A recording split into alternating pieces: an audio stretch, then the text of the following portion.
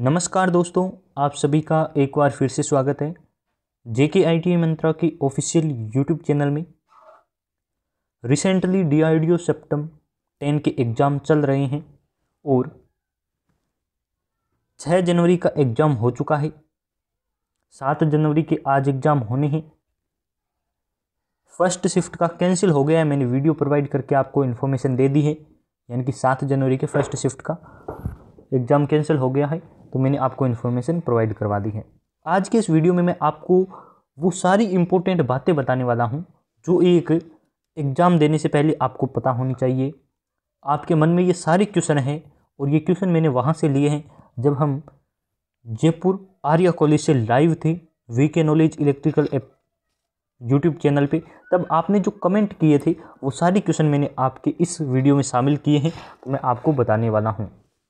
जैसे for example biometric scanning से related आपके मन में डाउट है, क्वेश्चन है, पेपर का लेवल कैसा है, क्वेश्चन कहाँ से आ रहे हैं, नॉन टेक में इंग्लिश क्या है, मैथ कहाँ से आ रही है, रीजनिंग कैसी है, ये सारी मैं आपको इन्फॉर्मेशन बातें बताने वाला हूँ। आपके लिए बहुत ज़्यादा महत्वपूर्ण रहेगा, वीडियो को लास्ट तक ज़रूर देखिए। और यदि आप चैनल पर पहली बार आए हैं सब्सक्राइब कर लीजिए और हो सके तो व्हाट्सएप ग्रुप में आप जुड़े हुए हैं, मुझे पता है, शेयर कर दिया करो, अच्छा रिस्पांस मिलता है। हम आपके लिए बहुत ज़्यादा इंपॉर्टेंट बातें बताते हैं। यदि कोई क्वेश्चन आपके मन में रह जाए और मैं इस वीडियो में न बता पाऊँ तो आप कमेंट कर दीजिए, मैं आपको पर्सनल रिप्लाई कर दूंगा। चलिए शुरू करते हैं। पहले तो आपको एग्ज़ाम सेंटर पर टाइम पर जाना होता है, ये बातें आपको भी पता है। एग्ज़ाम सेंटर पर जाने के बाद क्या होगा वो सारी मैं आपको डिटेल बताता हूँ। देखिए, पहले आपके जहाँ भी सेंटर है वहाँ गार्ड होंगे और आपको एंट्री मिलेगी। पेन और नहीं लेकर जाना है, पेन क्योंकि बाहर रखवा लेते हैं। बस आपको फ़ोटो लेके जानी है, 2 फोटो, एडमिट कार्ड का प्रिंट आउट और एक आपको अपनी ओरिजिनल ID लेकर जानी है। बस इतना लेकर आप जाइए। वहाँ आपको बायोमेट्रिक आपकी स्कैनिंग होगी, वो स्कैनिंग आपको करनी है, फिर आपको एंट्री मिल जाएगी और अंदर जाना है। वहाँ आपके रजिस्ट्रेशन और सब हो जाएगा और आपको कंप्यूटर पर बैठना है।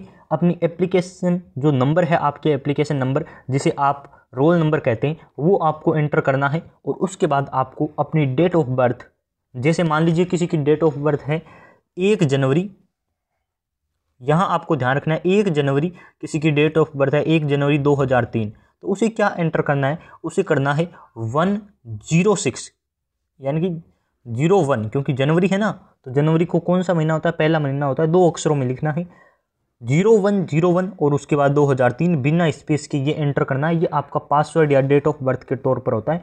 एंटर कर दीजिए और सबमिट मार दीजिए। उसके बाद आपके पास नया पेज ओपन होगा जिसमें लिखा हुआ होगा इंस्ट्रक्शंस, आपको वो पढ़ने हैं। और उसमें एक रेड कलर में हेडलाइन की हुई लाइन लिखी मिलेगी, वो आपको एडमिट कार्ड के प्रिंट आउट पर जो खाली जगह है उस पर लिखकर नीचे आपके साइन कर लेने हैं।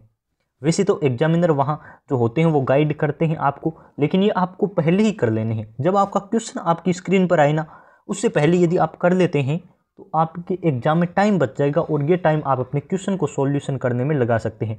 वरना एग्जामिनर में क्या होता है, उन्हें ये लेना देना नहीं होता है कि आपके कितने क्वेश्चन अटैम्प्ट हुए, कितने छूट गए। वो तो आपके एग्जाम में क्वेश्चन चल रहे हैं, आपने मान लीजिए 25 क्वेश्चन कर लिए, उसके बाद वो बोलेगा कि चलो वो लाइन लिख लो, मैं लाइन बोल रहा हूँ आप लिख लो, तो आप वो लाइन लिखेंगे, फिर साइन करेंगे। इसमें 3 से 4 मिनट आपके वेस्ट हो जाएंगे और 3 से 4 मिनट में हो सकता है आपके 1-2 क्वेश्चन छूट जाएं। तो आपको ये पहले ही कर लेना है, जब आपका एग्जाम शुरू होना उससे पहले अपना कंप्लीट करके रखिए। उसके बाद क्या होगा, आपकी स्क्रीन पर क्वेश्चन शुरू होंगे, लेकिन 5 क्वेश्चन जो मैं आपको बता रहा हूँ ये वही है जो आपके एक सैम्पल पेपर में मिले हुए हैं। ये क्वेश्चन वैसे तो एग्जाम में शामिल नहीं होंगे, जैसे कि इनके नंबर काउंट नहीं किए जाएंगे।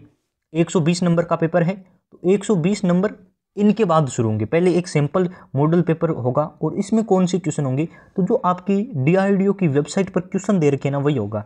एक तो देखिए, कल 6 जो आपके जनवरी का फर्स्ट शिफ्ट का एग्जाम पेपर हुआ, एक क्वेश्चन तो यही था, चींटी के डंक में कौन सा अम्ल होता है, ये क्वेश्चन था। उसके बाद था कि विद्युत धारा एम्पियर में किसे मापते हैं, तो विद्युत धारा उसका आंसर था। ऐसे करके 5 क्वेश्चन आपके DRDO की वेबसाइट वाले आपको मिलेंगे। जब आप वो 5 क्वेश्चन कर लेते हैं उसके बाद आपका मेन एग्जाम शुरू होगा, जिसमें आपके हैं 120 क्वेश्चन, 90 मिनट का समय यहाँ से शुरू होता है। ये 5 क्वेश्चन तो आपको एक सैम्पल पेपर के तौर पर मिलते हैं, तो आप DRDO वेबसाइट पर भी क्वेश्चन पढ़ कर जाइए। ईजी लेवल के क्वेश्चन है, आपको घबराने की आवश्यकता है ही नहीं। अब देखिए कोई और क्वेश्चन हो तो कमेंट कर दीजिए। जितने क्वेश्चन मुझे पता है कि आपके माइंड में क्या हो सकता है या कैंडिडेट के माइंड में क्या होता है, वो मैं आपको सारी डिटेल बता रहा हूँ। उसके बाद आपका एग्जाम शुरू हो जाएगा और उसमें आपके क्वेश्चन मिलेंगे। अब क्वेश्चन का लेवल बताऊँ, इंग्लिश के आपके क्वेश्चन होंगे 10 क्वेश्चन, पूरे 10 क्वेश्चन हैं, मैंने काउंट किए हैं। उसके बाद आपके मैथ होंगी, जिसमें लाइन वाइज नहीं है। नॉन टेक के जो 40 क्वेश्चन है ना, वो आपके सेक्शन वाइज नहीं है, ऐसे क्वेश्चन है। मैं पूरा एकदम डिटेल से बता देता हूँ। 1 से लेके 120 नंबर तक क्वेश्चन है। पहले जो शुरुआत के क्वेश्चन है ना, वो 40 क्वेश्चन है आपके नॉन टेक की, और क्वेश्चन नंबर 41 से लेके आपके 120 तक है, ये आपकी टेक्निकल यानी कि ट्रेड थ्योरी के क्वेश्चन है। ये आपकी कंडीशन है। इसमें देखिए नॉन टेक मिक्स है, 2 इंग्लिश के क्वेश्चन आ गए तो उसके बाद 2 रीजनिंग के आ जाएंगे, 1 जनरल अवेयरनेस का आ जाएगा, 1 मैथ का आ जाएगा, 2 फिर इंग्लिश के आ जाएंगे। यानी कि ऐसे मिले जुले क्वेश्चन हैं जो आपको मिलेंगे, यानी कि सीक्वेंस वाइज क्वेश्चन नहीं है आपके। उसके बाद टेक्निकल में क्या होगा, टेक्निकल में आपके क्वेश्चन है, इसमें से अधिकांश क्वेश्चन तो वो निम्न असाइनमेंट आपने पढ़ी होगी ITI टाइम में, भारत स्किल वाली, उसी के आ रही हैं। बहुत सारे क्वेश्चन उसमें से मिले हैं, यानी कि लगभग आप कह सकते हैं 80 क्वेश्चन है ना, तो 80 में से आपके 20 से 25 क्वेश्चन निम्न असाइनमेंट से डायरेक्ट आ रहे हैं।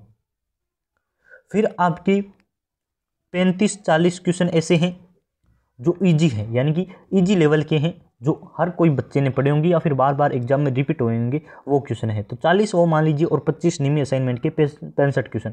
फिर आपके बचे 15 क्वेश्चन।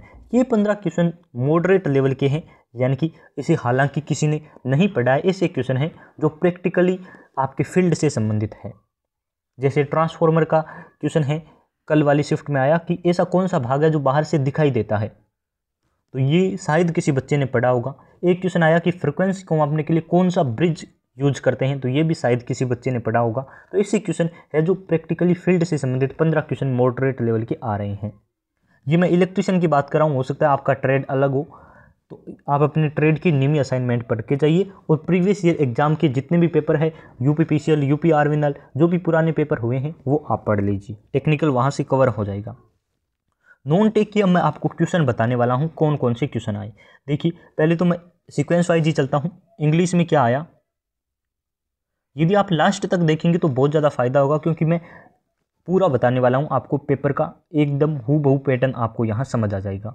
इंग्लिश में क्या था, एक था आपकी डायरेक्ट इनडायरेक्ट का क्वेश्चन, एक आपको पैसिव का सेंटेंस दे रखा था, उसे एक्टिव में बदलना था, और ऑप्शन ऐसे थे ना कि यदि आप यदि उन चारों ऑप्शन को पढ़ते हैं तो आपको पता चल जाएगा कि ये 3 ऑप्शन तो इसी क्वेश्चन से मिलते जुलते ही नहीं है। यानी कि ऑप्शन ही ऐसे दे रखे हैं, यदि कोई किसी बच्चे को डायरेक्ट इनडायरेक्ट एक्टिव पैसिव नहीं आते हैं ना, फिर भी वो कर जाएगा, ऐसे ऑप्शन थे।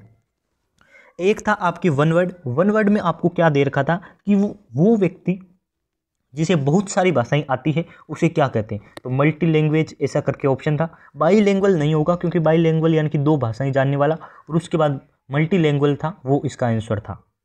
उसके बाद एक क्वेश्चन आया जिसमें ऑपोजिट पूछा गया, हालांकि मुझे वो वर्ड याद नहीं है क्या था, पर ऑपोजिट एक का पूछा गया। और सिनोनियम का क्वेश्चन नहीं था, अलग शिफ्ट में हो सकता है, लेकिन फर्स्ट शिफ्ट में नहीं था। उसके बाद देखिए आपके एक आया था, मैं जो बोल रहा हूँ वो आप नोट करना चाहे तो कर सकते हैं। एक आपके ए अंदर यानी कि आर्टिकल से क्वेश्चन आया था, और उसके बाद 2 आए थे आपकी ईरर डिटेक्शन से, यानी कि ईरर डिटेक्शन में पहले में तो सब्जेक्ट ही शायद गलत था, क्योंकि हेल्पिंग वर्ब प्लूरल यूज कर रखी थी, और भी चीज़ें थी वो प्लूरल यूज थी, लेकिन हेल्पिंग वर्ब जो सब्जेक्ट था वो सिंगुलर था। 2 ईरर डिटेक्शन के क्वेश्चन थे, तो ये आपके कितने हो गए, 2, 1, 3, 4, 5, 6। और फिर मैं आपको एक बार सोच के बता देता हूँ, मॉडल का क्वेश्चन नहीं था, और तो बस आप देख सकते हैं, और क्वेश्चन करवाऊंगा तब आपको पता चल जाएगा। वैसे मैंने टॉपिक बता दिए, ये आपको पढ़ना है। मॉडल का क्वेश्चन फर्स्ट शिफ्ट में नहीं था, बाद का आपको पता नहीं है, लेकिन मॉडल सरल टॉपिक है, हर कोई इसे कर सकता है। चलिए मैथ की बात कर लेते हैं। तो मैथ में देखिए क्या था, फर्स्ट शिफ्ट और सेकंड शिफ्ट दोनों का मुझे थोड़ा थोड़ा पता है, फर्स्ट का ज़्यादा पता है, सेकंड का कम है, तो मैं आपको बताऊंगा। फर्स्ट शिफ्ट में एक क्वेश्चन आया था आपकी औसत वाले से, एकदम इजी क्वेश्चन था कि 7 की 20 गुणज का आपको औसत करना था।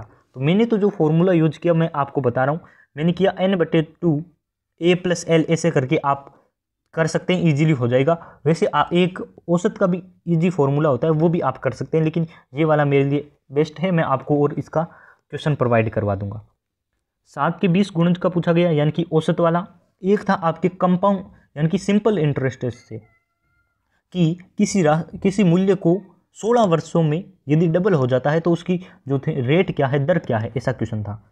यानी कि आपके हो गया टॉपिक कौन सा है, SI यानी कि सिंपल इंटरेस्ट। फिर आपके क्वेश्चन था लाभ हानि से थे, मिश्रण से थे, जैसे कि लोग को मिलाया, ऐसे करके क्वेश्चन थे। नॉर्मल आपके मैथ 10th लेवल की मैथ थी, यदि आपने इजीली पढ़ी है मेरे से यानी कि मेरी वीडियो से पढ़ी है तो भी आपकी कवर हो जाएगी, ऐसे क्वेश्चन थे। उसके बाद देखिए रीजनिंग का एकदम इंपॉर्टेंट है। यदि रीजनिंग में आपके सारे क्वेश्चन सही हो रहे ना, तब हो सकता है सिलेक्शन हो जाए, क्योंकि नॉन टेक भी बराबर पार्ट सिलेक्शन में अपनी भूमिका निभाता है। हर क्वेश्चन इंपॉर्टेंट होता है सिलेक्शन के लिए। तो इसमें क्या था, रीजनिंग में आपकी सीटिंग अरेंजमेंट का एक क्वेश्चन था कि सर्किल में बैठे हुए हैं, ऐसा करके।